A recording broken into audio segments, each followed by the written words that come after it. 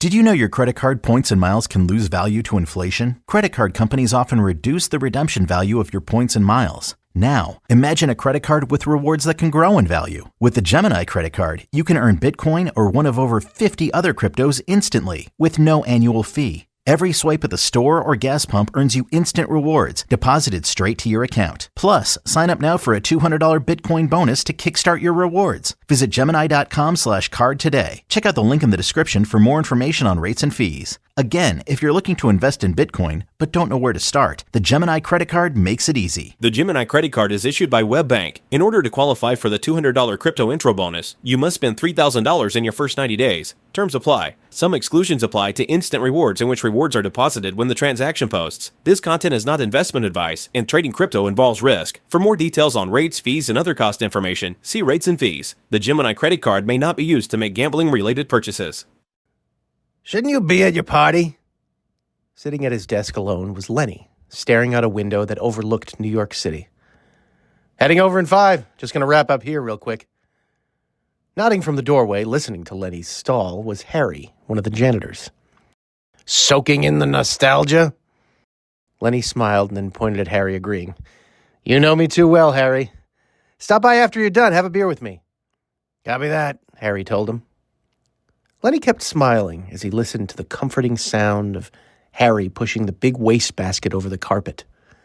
A soothing sound he associated with many late nights in the office.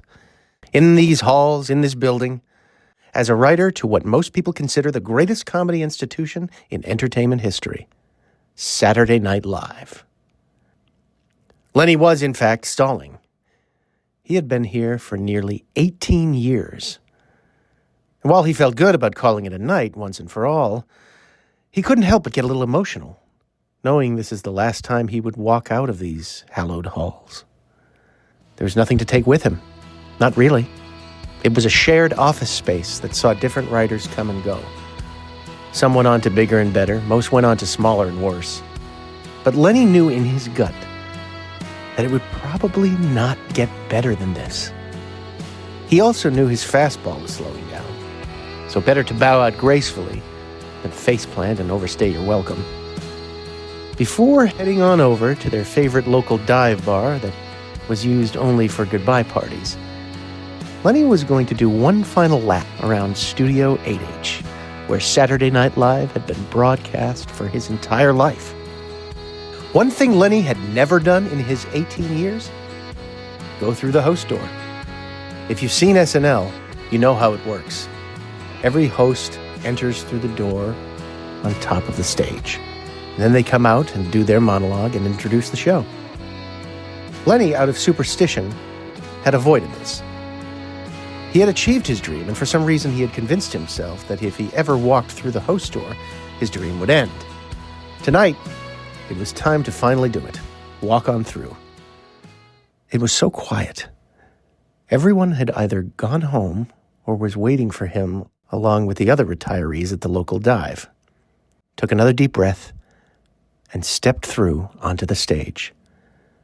As soon as he walked through, the spotlight hit him. Standing there, on the stage, was Bill Murray. In front of a live studio audience, everyone, including Bill, turned to look at Lenny. Bill took the perfect length of a beat and said, Ladies and gentlemen, the real star of Saturday Night Live, a writer whose name I can't remember. Take a bow, you.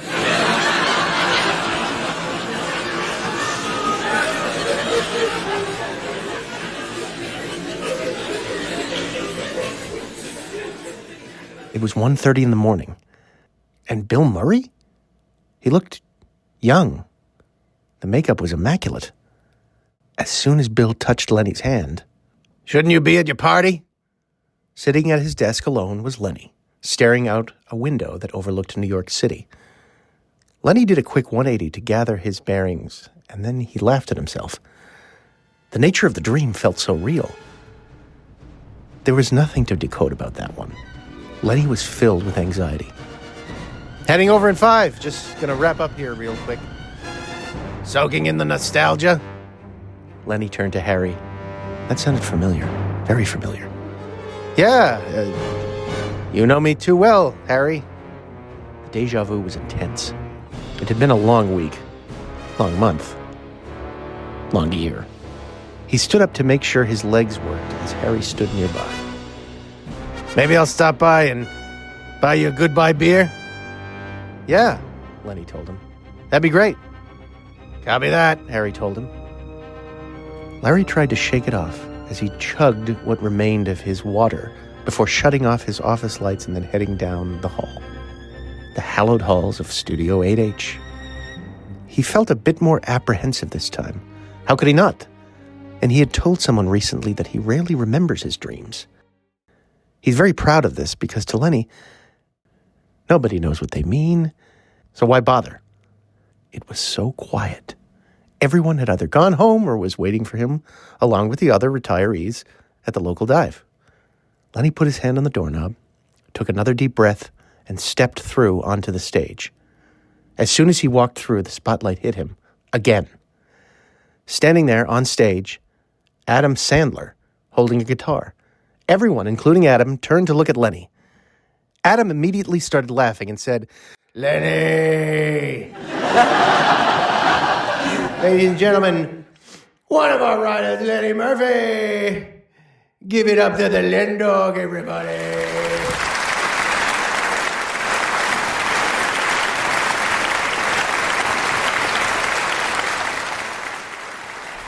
The crowd began to applaud Lenny as he clutched his chest with his right hand and clutched the nearby railing with his left hand. Adam Sandler took a couple steps backwards and said, "Hey, Lenny, how about you and me turn this ditty into a duet? How's that sound, buddy?" Lenny, frozen with fear and confusion, just nodded robotically as Adam laughed and told the audience, "Lenny Murphy, aboard for the stage. Hey, give it up again for my buddy Lenny."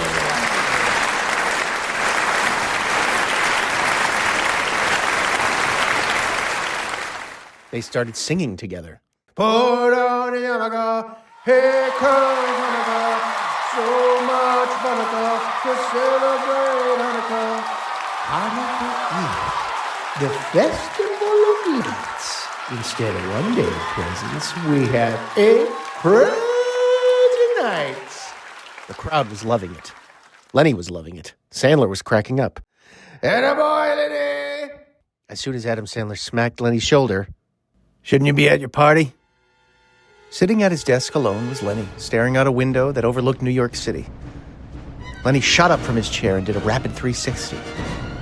Harry was nervous, asking him, "You okay, Lenny? Did someone spike my drink, Harry?" "Spike your drink?" "Yeah, you can tell me, Harry. I just want to know." Harry scratched his head and said, "Not that I know of." "Why? Did you want shrooms?" "No!" Lenny shouted. "God, no! I just had two of the most, I think I'm... You sure you're okay, Lenny?" "No, Harry. Not okay. Definitely not okay." "All right," Harry told him. "Maybe I'll stop by and..." Lenny cut him off with, "Buy me a goodbye beer?" "Yeah," Harry said with a smile before pushing the large wastebasket down the hall. This was beyond deja vu. This was... What the hell was this? Someone must have spiked his drink. Or shroomed his pizza. Maybe both. It's probably Chris Kattan. Every step in and around the office hallway leading up toward the stage was met with extreme caution and trepidation. It happened twice already. Surely it would happen again. But how was this possible? Where the hell had Chris Kattan gotten these shrooms? He grabbed the doorknob leading to the stage, ready for him to be transported for a third time. Who would be next when he walked through that door? Jon Lovitz. The crowd, the band, everyone, including Jon Lovitz, stopped what they were doing to turn around and stare at Lenny as he stood there in the stage doorway. Well. If it isn't my old colleague, Lenny Murphy. Yeah, me and Lenny, we go way back. Old college chums we are. Yeah, that's right. Me and Lenny. And yet only one of us can host.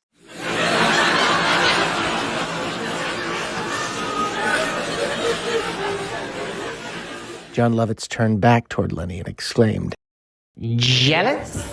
Lovitz gave a brief clap and asked Lorne Michaels to send security. Drag this decrepit man known as a writer him back to the dungeon from which he writes. The security guard in this moment turned out to be Randy Quaid, who hopped onto the stage and reached out for Lenny. As soon as Randy touched Lenny's hand, "Shouldn't you be at your party?" Sitting at his desk alone was Lenny, staring out the window that overlooked New York City. Lenny shot up from his chair and did a rapid 360. Harry was nervous, asking him, "You okay, Lenny?" "Was Chris Kattan in my office, Harry?" "Kattan?" Harry asked. "I think Kattan spiked my drink. And who the hell knows what else?" Lenny smelled his water bottle, then tossed it across the room into the wall. And then they both realized it was Harry who would have to clean in here. Larry took a beat and said, "I'll clean that up." "All right," Harry told him. "Maybe I'll stop by and..." Lenny cut him off with, "Buy me a goodbye beer?" "I know, Harry.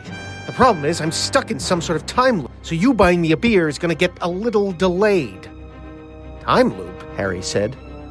"Every time I walk through the stage door, I transport to one of my favorite moments in the history of the show." "Wow," Harry said, before adding, "that sounds kind of awesome." "Awesome," Lenny said. "It's not awesome. It's..." Lenny's momentum of panic stopped dead in his track as Harry's words started to penetrate his mind. His whole body began to decompress as he realized what it was. "Actually," Lenny told him, "it is kind of awesome." "Who were the hosts when you went back in time?" "Bill Murray, Adam Sandler, John Lovitz." "Lovitz?" Harry asked, surprised. "Yeah, that's one thing that still doesn't make sense." "Who do you think will be the next host?" "Oh my God, Chris Farley." "Hey, it's my old buddy, Lenny Murphy. Zippity-doo-dah-day. Great, grand, terrific." The crowd began to clap as Lenny took a couple steps forward. Whatever this was, wherever he was, even if it wasn't real, Lenny told Farley, "Chris, you are the funniest people to have ever lived. Nobody made me laugh harder than you. Nobody. Do you remember that time you and Adam Sandler did the Smith's Gay beer commercial ad? That was awesome." Chris took a little beat and then said, "Lenny, I wish you'd just shut your big yapper." Chris continued, as if this was all planned. "You see, folks, this is what happens when a writer gets too much power. They try to steal my thunder. Now, there's only one thing to do. Show the writer who this stage belongs to." Chris got into a wrestling stance. He began to circle Lenny as the crowd continued to laugh. When Chris finally lunged at Lenny, he missed, fell off the stage, and landed on a breakaway table that put the crowd into hysterics. After a couple moments, Chris reemerged, his face covered in fake blood, looked into the camera and said, "We got a great show tonight. The Cranberries are here, so stick around and we'll be right back." Chris Farley passed out again off camera. Lenny stood there and screamed, "Yeah!" When the cameras turned off, a hand reached out toward Lenny from off stage. He backed up with his hands splayed out on his sides. Standing there was Marcy Klein, longtime producer and rumor successor to Lorne Michaels, who left the show in 2013. "Lenny," Marcy said, "get off the stage, sweetheart." Lenny did just that as he avoided her touch. As well as any contact with anyone else, he walked toward the backstage entrance as if he were scouting for landmines. There were too many people doing too many things for anyone to notice how bizarrely he was walking. This was the nature of live television for a comedy institution. You have no idea how much work goes into it unless you can witness it firsthand. Lenny had seen the show countless times, up close and personal, but never like this. He slithered around and through all the stagehands and production designers as they sprinted to various marks, adjusting for the next sketch. "Come find me after the show." That voice, Lenny thought. It was Lorne. "I'm having dinner with the Pauls. You should come." Lorne had never invited him to dinner. The Pauls, plural? Who was that? Paul Simon? Paul McCartney? Paul Newman?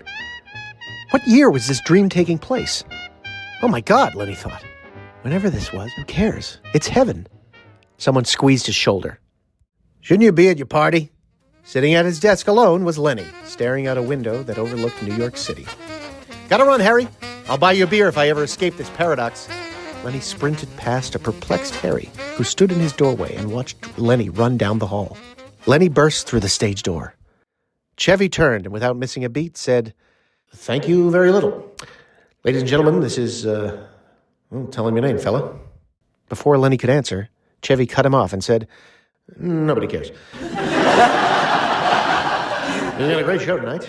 Nirvana is here." "Nirvana?" Lenny shouted. The crowd laughed. Even Chevy smirked as he countered with, "This is why we don't let the writers out of their cages, folks. He's got a face for radio, doesn't he? Stick around. We'll be right back with more Lenny." The cameras turned off and Chevy walked off stage toward the back hallway entrance. Lenny put his head into a swivel as he walked past everyone. "Look at the new guy. Put an old douchebag in his place. Well done, El New Guy." Dana Carvey, standing next to Lenny, complimenting him for upstaging Chevy Chase, but while doing a Dennis Miller impression. Lenny decided to play along. "Oh, wow, Dennis Miller. I'm a big fan. We never get to meet. I'm Lenny Murphy." "Nice to meet you, kid. I haven't seen that much lack of charisma since Don DeLuise ordered a salad." Lenny ate it up. He ate it all up. What did he do to deserve this? He told Dana Carvey how brilliant he was as a stage performer and how much influence he had on Lenny's approach to writing sketches for other people. "Mr. Carvey, easy on the formalities, kid. You're making me feel old." "Not gonna do it. Keep the town happy. That's gotta keep. That's the key. That's the key. Gotta keep them in their Hollywood bubble." A hand reached out for Lenny, and he spun around behind Dana Carvey, using him as a shield. Standing there was Marcy Klein, who was bringing Dana to another area, the stage. He was dressed as church lady. Lenny backed himself into the wall, trying to stay alert for anyone who would dare to touch him and end this blissful fantasy. "Hey, funny stuff up there, man."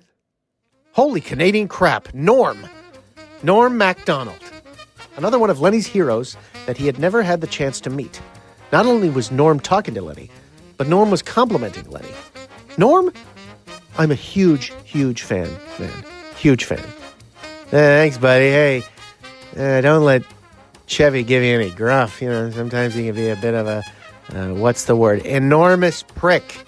Lenny laughed as Marcy Klein walked towards Norm and whisked him away to get ready for a nearby sketch.